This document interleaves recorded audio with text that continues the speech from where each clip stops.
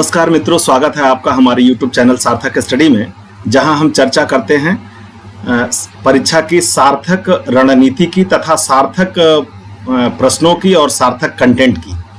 और यूपीपीएससी की पेट की परीक्षा में हमारा उद्देश्य है कि जो 39 डेज बचे हुए हैं, इस 39 डेज के अंदर आपको इस तरह की रणनीति दी जाए ताकि आप इस परीक्षा को क्रैक कर सकें। मित्रों, मेरा उद्देश्य है कि आप ये जो 39 डेज हैं, इस 39 डेज का ऐसे उपयोग करें, ऐसी रणनीति बना के पढ़ें कि आपको सफलता अवश्य मिले। मित्रों, हमारा उद्देश्य जो है वो ये है कि आप अंतिम दिनों में क्या पढ़ें और क्यों पढ़ें। किसी भी परीक्षा का सिलेबस इतना कम नहीं होता है कि उसको 39 या 40 डेज में कवर किया जा सके। अगर हमारी रणनीति अच्छी है तो हम उसको कवर भी कर सकते हैं। यह हमारी रणनीति पे डिपेंड करेगा कि हम कैसे काम करते हैं। इसीलिए हमारा टॉपिक आज का है क्या और क्यों। ठीक है, जैसे कि इतने दिनों में आप उसको रिवाइज कर सकें। रिवाइज करने के बाद ऐसे प्रश्नों को ही पढ़ें जो प्रश्न पहले से आपने पढ़ा है और जिनके परीक्षा में आने की पूरी संभावना है। अगर सही रणनीति से आप काम करते हैं तो डेफिनेटली इस पेट की परीक्षा को जरूर आप पास करेंगे। इसीलिए मैंने लिखा है 100% सफलता की रणनीति। हर सब्जेक्ट से डायरेक्ट वो चीजें जो आपके परीक्षा में पूछी जाएंगी, उन कंटेंट को लेके आने का ही मेरा उद्देश्य है। और मेरा यह प्रयास रहेगा कि इस 39 डेज में आपको वो चीजें प्रोवाइड करी जाएं कि अगर आप अपने जिस रणनीति से पढ़ाई कर रहे हैं, उसके बाद अगर आप YouTube चैनल पे थोड़ा सा देखने के लिए आते हैं कि कौन सा कंटेंट, किस तरह का कंटेंट इस पे है जो हमारे लिए सार्थक हो सकता है, तो आप जो 10 मिनट का समय दें, 15 मिनट का समय दें, वो समय आपका सार्थक हो। ये है मेरा उद्देश्य। और इसी उद्देश्य से आज मैं अपनी इस शॉर्ट वीडियो में भी एक डेमो आपको दूंगा कि मैं किस तरह के प्रश्नों को लेकर आऊंगा और उस पर कैसी चर्चा करूंगा। पहले हम लोग थोड़ा सा इसके सिलेबस को देख लें कि इसमें क्या क्या है और 39 दिनों में इसको कैसे कवर करना है। और उसके बाद से फिर हम कुछ प्रश्न आपको जो आपकी परीक्षा में डायरेक्ट पूछे जाने की पूरी संभावना है, मैं केवल उन्हीं प्रश्नों को लेकर आऊंगा जिनकी हमें लगेगी कि इन प्रश्नों के परीक्षा में आने की पूरी संभावना है। संभावना कैसे लगती है? विभिन्न परीक्षाओं का ऑब्जर्वेशन करने के बाद, यूपी ट्रिपल एससी की परीक्षाओं का विधिवत अवलोकन करने के बाद मुझे यह लगा कि किस किस टॉपिक से किस किस तरह के प्रश्न पूछे जाते हैं या पूछे जा सकते हैं, और उसी आधार पे यह 39 दिनों की जो रणनीति है और इसमें क्या पढ़ना है, ये चीजें लेके मैं आने वाला हूं। मित्रों, अगर आप मेरा चैनल सब्सक्राइब करते हैं तो जैसे ही हमारी वीडियो आएगी आपको तुरंत नोटिफिकेशन मिलेगा और आप उन चीजों को देख पाएंगे जो अति संभावित हैं आपकी पेट परीक्षा के लिए। हम आगे बढ़ते हैं और आगे बढ़ के पहले इसका सिलेबस देखते हैं कि इसके सिलेबस में क्या ऐसी चीजें हैं जो हमको देखने को मिलेगी। सबसे पहले हम देखते हैं भारतीय इतिहास। हम अपना सिलेबस देख रहे हैं तो हम ये देख रहे हैं कि भारतीय इतिहास सिलेबस में है और कुल कितने प्रश्न हैं भारतीय इतिहास में? 5 प्रश्न हमको 5 अंक के प्रश्न हमको दिखाई दे रहे हैं भारतीय इतिहास में। अब आप खुद ही सोच लीजिए कि भारतीय इतिहास में आप देख रहे हैं कि एंशिएंट, मेडुअल और मॉडर्न, यानी कि प्राचीन इतिहास, मध्यकालीन इतिहास और आधुनिक इतिहास, ये 3 इतिहास आते हैं। इनकी 3 मोटी मोटी किताबें आती हैं, यानी समुद्र में से एक लोटा जल निकालने जैसा है। अगर आपकी दृष्टि सही नहीं है, आपकी रणनीति सही नहीं है, तो निश्चित रूप से आप पूरा इतिहास पढ़ेंगे लेकिन 5 अंक के प्रश्न को करने में आपको पसीने छूटेंगे। अगर आप सही रणनीति से पढ़ते हैं तभी इससे पूरे इतिहास से 5 प्रश्न आप निकाल पाएंगे। उसके बाद आप देखेंगे भारतीय राष्ट्रीय आंदोलन, आप देख रहे हैं यहाँ पे राष्ट्रीय आंदोलन से 5 प्रश्न। राष्ट्रीय आंदोलन के लिए 2 पुस्तकें कम से कम पढ़नी होती है या कंपटीशनर पढ़ता है। एक बिपिन चंद्रा का पढ़ता है और एक BL ग्रोवर साहब का पढ़ता है। 2 पुस्तकें हैं मोटी मोटी, तब पूरा भारतीय राष्ट्रीय आंदोलन कवर होता है। और वहां से प्रश्न हमको कितने मिलेंगे? केवल 5 अंक के। ये मैं इसलिए बता रहा हूं, ये बताने का मेरा उद्देश्य मित्रों इसलिए है कि आपको इतने बड़े सिलेबस से केवल 5 अंक के प्रश्न करने हैं। तो जब तक मैंने इसीलिए अपने शुरू के कंटेंट में ही लिखा कि क्या और क्यों, और उसी की क्या और क्यों को ही जस्टिफाई करते हुए मैं आपके सामने हूं कि इतने बड़े सिलेबस में से अगर आपको 5-5 अंक के 10 अंक के प्रश्न निकालने हैं, तो अगर आपकी रणनीति सही नहीं होगी और आपकी दृष्टि सही नहीं होगी और सेलेक्टेड आप नहीं पढ़ेंगे, तो निश्चित रूप से आपके लिए कठिनाई भरा होगा। जैसे मैंने पूर्व की वीडियोस में कुछ लोगों की वीडियोस मैंने देखी थी, उसमें कुछ लोग बता रहे हैं कि मेरा नोट्स है वो पर्याप्त है और आप उसको ले लीजिए। आप जैसे आज तक किताबें खरीदते रहे हैं वैसे ही नोट्स खरीदेंगे और अपनी अलमारी में रख देंगे, उसको पढ़ नहीं पाएंगे। ऐसी चीजें मैं देना चाहता हूं जो डायरेक्ट आप 10 मिनट का समय देके देखें और वो आपकी परीक्षा के लिए उपयोगी हो। इसी उद्देश्य के साथ ये मेरा वीडियो है और उसी उद्देश्य के साथ मैं ये बता रहा हूं कि आपको इतने बड़े सिलेबस से 10 अंक का प्रश्न मिलने जा रहा है। भारतीय इतिहास, भारतीय राष्ट्रीय आंदोलन। अब हम आते हैं भूगोल में। यहाँ भूगोल आप जानते हैं कि भूगोल में भारत का भी भूगोल है और विश्व का भी भूगोल है। ये भी 2 मोटी मोटी किताबें हैं और यहां से प्रश्न कितने मिल रहे हैं आपको? 5। आपकी सटीक दृष्टि ही ये आपको 5 अंक के प्रश्न जो है आपसे हल माने इसमें मैक्सिमम आप हल कर सकते हैं। सटीक दृष्टि नहीं है तो पूरा भूगोल पढ़ गए और ये 5 नंबर के प्रश्न हल करने में आपको कठिनाई हो गई। भारतीय अर्थव्यवस्था 5। आप देखेंगे पूरी भारतीय अर्थव्यवस्था जब पढ़ेंगे तो 39 डेज में केवल अर्थव्यवस्था ही पढ़ेंगे और मिलना कितने अंक का प्रश्न है? 5 अंक का प्रश्न आपको मिलना है। तो डेफिनेटली आपको एक सटीक रणनीति, एक सटीक दृष्टि और वो महत्वपूर्ण इंपॉर्टेंट फैक्ट्स के तरफ जाना होगा जिनके परीक्षा में आने की पूरी संभावना हो। पूरा का पूरा सिलेबस इस समय नहीं पढ़ा जा सकता है और न ही उनसे 5 अंक का प्रश्न निकाल के हल किया जा सकता है। अगला देखते हैं, भारतीय संविधान और लोक प्रशासन। ये पूरा इंडियन कॉन्स्टिट्यूशन है, ये पूरा भारतीय संविधान है और पूरा भारतीय संविधान आप समझ सकते हैं। उससे करने कितने प्रश्न हैं आपको? 5। यानी कि 5 अंक आपको उससे निकालने हैं, 5 अंक के प्रश्न ही आपको करने हैं। अब आप पूरा भारतीय संविधान अगर पढ़ते हैं या किसी के भारतीय संविधान के नोट्स को आप पढ़ते हैं तो डेफिनेटली आप केवल भारतीय संविधान का नोट्स भर ही पढ़ पाएंगे। 5 अंक के प्रश्न उससे आपको मिल पाएंगे या नहीं मिल पाएंगे इसकी कोई गारंटी नहीं है।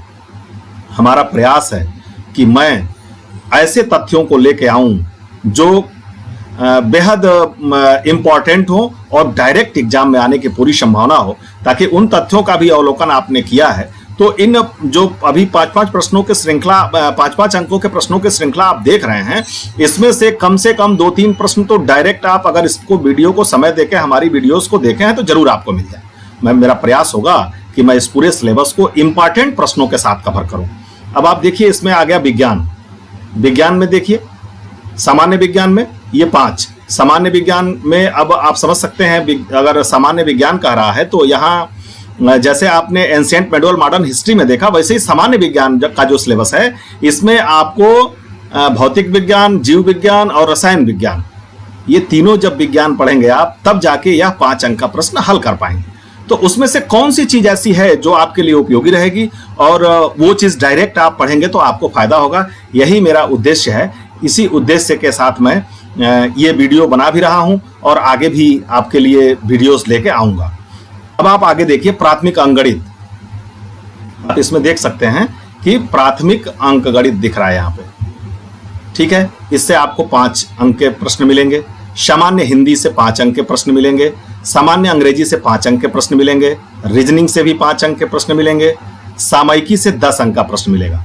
बहुत ही इंपॉर्टेंट सेगमेंट है ये अगर सेगमेंट आपने पकड़ लिया तो मुझे ऐसा लगता है कि आपको ये बहुत सहायता करेगा आपकी परीक्षा में। जो भी चीजें 10 अंक की आपको दिख रही हैं ये आपके लिए बहुत सहायक होगी। इन चीजों पे आपको विशेष ध्यान रखना है। मैं जो 39 दिनों की मेरी जो रणनीति है उसमें मैं इससे संबंधित कंटेंट भी लेके आऊंगा जो कम करंट पढ़ के आपको 10 अंक दिला सके।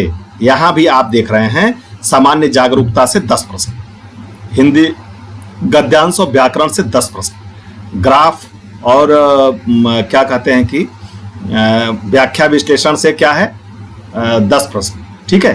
तो इस तरह से आप कुल देखेंगे, तालिका एवं व्याख्या विश्लेषण से क्या है 10 अंक के प्रश्न है। यानी कि ये जो पोर्शन आप देख रहे हैं, यहाँ जो आप पोर्शन देख रहे हैं, ये पूरा का पूरा पोर्शन जो 10 अंक का आपको दिख रहा है, ये यहाँ से लेके यहाँ तक ये आप देखेंगे पूरी परीक्षा में 10, 10, 20, 10, 30, 10, 40, 10, 50, यानी 100 में 50 अंक का यही है।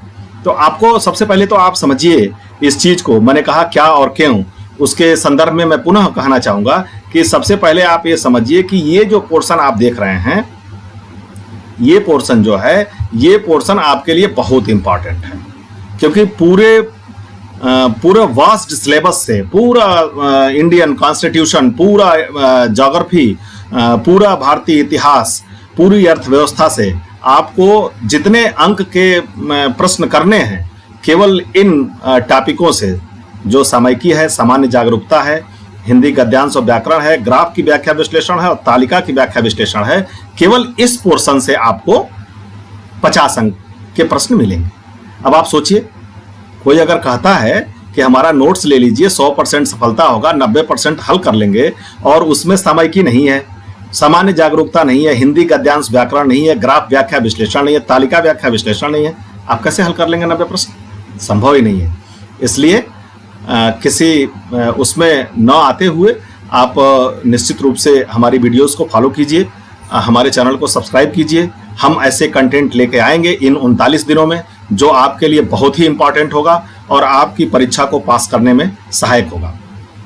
बाकी मित्रों, आपकी मर्जी, आपको जैसा लगे, as you like, you are free, but हम जो प्रयास कर रहे हैं, हम चाहते हैं कि उसका आप लाभ लें। नेक्स्ट हम थोड़ा सा कुछ प्रश्नों का डेमो जो भूगोल से है, हम आपको दिखाना चाहेंगे कि ये कैसे और किस टाइप के प्रश्न रहेंगे। चूंकि वीडियोस में तमाम बातें हुई, तो आप यहाँ देखिए, हम इन चीज़ों को बताएंगे। अब जैसे प्रश्न भूगोल में पूछे जाते हैं, सामान्यतया पूछे जाते हैं, तो आप देखेंगे जो भूगोल में प्रश्न पूछे जाते हैं उसमें कैसे प्रश्न पूछे जाते हैं। पृथ्वी की आंतरिक संरचना का टॉपिक है मेरा, आप इसको ध्यान से देखिए।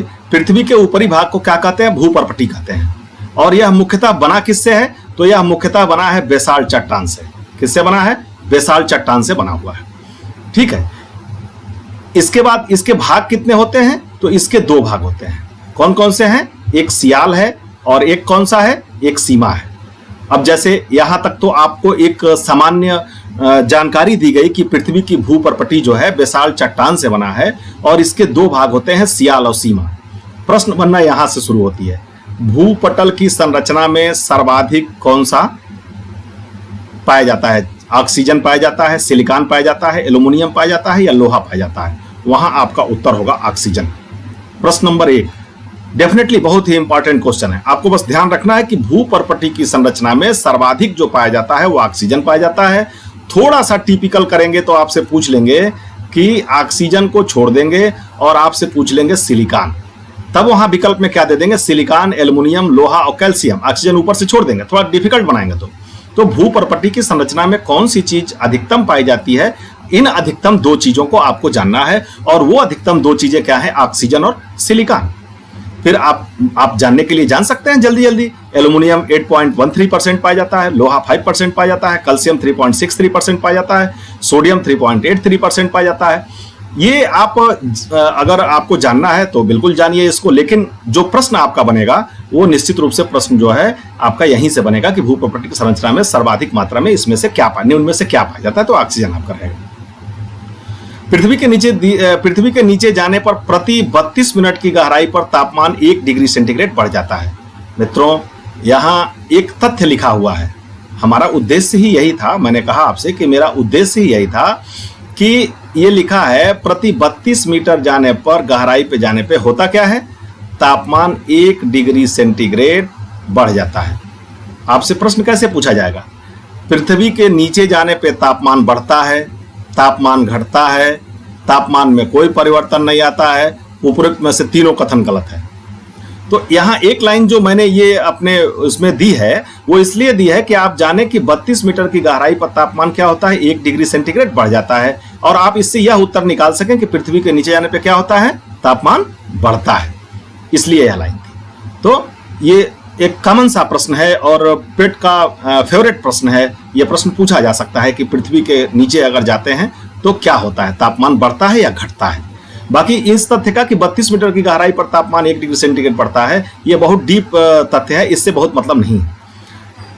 आगे देखिए, पृथ्वी को मुख्यतः 4 भागों में बांटा गया है। पृथ्वी की, ये क्या छप गया है, कोई नहीं, मुख्यतः 4 भागों में बांटा गया है। क्या क्या 4 भाग हैं? स्थल मंडल है, जल मंडल है, वायुमंडल है और जैव मंडल है। ठीक है, यहां से देखें पृथ्वी के कुल कितने % भाग पर स्थल है, तो आप यहां देखेंगे एक पॉइंट है, पृथ्वी के कुल 29% भाग पर क्या मिलता है हमको, तो पृथ्वी के कुल 29% भाग पे हमको स्थल मिलता है। ठीक है, सॉरी 29% भाग पे हमको स्थल मिलता है। ये एक हीट प्रश्न है कि पृथ्वी के कितने % भाग पे हमको स्थल मिलता है। अब आप यहां से ये भी निकाल सकते हैं कि पृथ्वी के कुल कितने % भाग पे जल मिलता है। ये दोनों प्रश्न एक साथ ही हैं, इन दोनों को आप समझ सकते हैं कि ये दोनों प्रश्न पूछे जा सकते हैं। तो पृथ्वी के कुल कितने % भाग पर मिलता है, कुल 71% भाग पे क्या मिलता है, जल मिलता है। ठीक है, तो इस तरह से ये एक तथ्य हुआ कि पृथ्वी के कितने % भाग स्थल है और कितने % भाग जल है। लेकिन ये प्रश्न कई बार पूछा जा चुका है। थोड़ा सा अगर जो पेपर सेटर है उसका दिमाग अगर थोड़ा सा लगाता है कि नहीं हम देखें बच्चे से कुछ और चीज पूछ के, जिनकी मैथ तगड़ी है वो तो निकाल लेंगे, लेकिन जिनकी नहीं तगड़ी है उनके लिए दिक्कत होगा। तो भू क्षेत्रफल और जल का अनुपात अगर पूछ लिया गया तो उस समय आपको कठिनाई ना हो, इसलिए आप 3.7% जो है ये याद रखिए। 3 संबंधित 7, यानी कि 3 भाग पे स्थल और 7 भाग पे जल। ठीक है, तो ये एक प्रश्न टेक्निकल बन सकता है जिसको आप केवल यहां देख के और याद कर सकते हैं कि 3 संबंधित 7 के अनुपात में जल और स्थल पाया जाता है। नेक्स्ट है पृथ्वी के उत्तरी गोलार्ध का 61% तथा दक्षिणी गोलार्ध का 81% क्षेत्रफल जो जल का विस्तार है। ये एक थोड़ा सा डीप तथ्य है। कुल कितने % भाग पे, 61% भाग दक्षिणी गोलार्ध का और 81% भाग किसका है, उत्तरी गोलार्ध का 61% और दक्षिणी गोलार्ध का कितना है, 81%। ये सिर्फ इसलिए है, ये यहाँ तो एक तथ्य है, हम तथ्य को तो लेके आएंगे ही, साथ हमारा उद्देश्य होगा कि यहाँ से क्वेश्चन किस प्रकार बनते हैं यह भी बताना हमारा उद्देश्य होगा।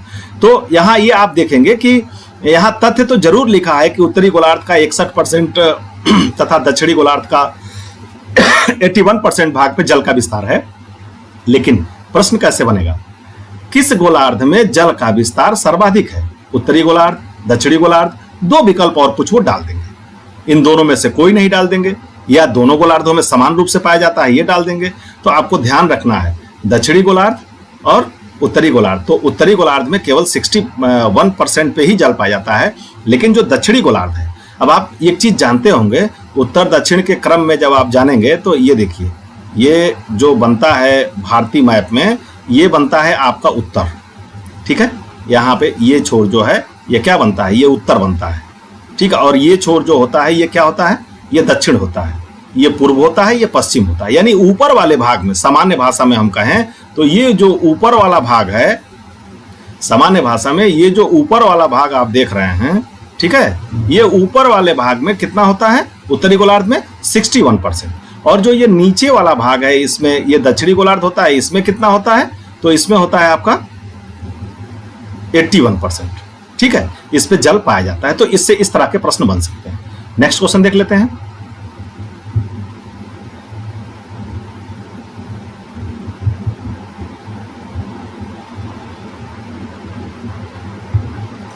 नेक्स्ट देखते हैं, पृथ्वी पर यहां दिया है, आप देखेंगे 2 तथ्य और हैं। पृथ्वी पर अधिकतम ऊंचाई माउंट एवरेस्ट की है। कितनी ऊंचाई है इसकी माउंट एवरेस्ट की, तो आप देखेंगे माउंट एवरेस्ट की जो ऊंचाई है वो कितनी है, माउंट एवरेस्ट की ऊंचाई जो है 8850 मीटर है। कितनी है, 8850 मीटर। सर्वाधिक ऊंचाई किसकी है, माउंट एवरेस्ट हो गई। और अधिकतम गहराई किसकी है, सबसे अधिक गहरा कौन सा है पृथ्वी के सतह से, तो आप यहाँ देखेंगे, यहाँ पे आपको मेरियाना ट्रेंच मिलेगा, मेरियाना गर्त मिलेगा, जो सबसे गहरा भाग है पृथ्वी का। और सबसे जो ऊंचा है वो कौन सा है, माउंट एवरेस्ट है। मित्रों, ये कुछ तथ्य थे भूगोल से संबंधित जो बिल्कुल परीक्षोपयोगी थे, और ऐसे प्रश्न थे जिनके पेट में पूछे जाने की पूरी संभावना थी। इन प्रश्नों को लेके एक डेमो के रूप में मैं आज उपस्थित हुआ अपनी इस छोटी सी वीडियो में। नेक्स्ट वीडियो में पुनः जिस किसी भी विषय का कंटेंट लेके मैं आऊंगा आपकी पेट परीक्षा के लिए, डेफिनेटली उससे संबंधित प्रश्न ऐसे ही प्रश्न होंगे जो आप एक बार रिवीजन करते हैं तो आपको निश्चित रूप से परीक्षा में लाभ पहुंचेगा। मित्रों, अगर आप चाहते हैं हमारे साथ तेजी से अपना इस 39 दिन में रिवीजन करना और पूरे सिलेबस को कवर करना, तो जरूर मेरे चैनल को सब्सक्राइब कीजिएगा ताकि समय से आपको नोटिफिकेशन मिले वीडियोस की और आप उसको तैयार कर सकें। धन्यवाद मित्रों, बहुत बहुत धन्यवाद।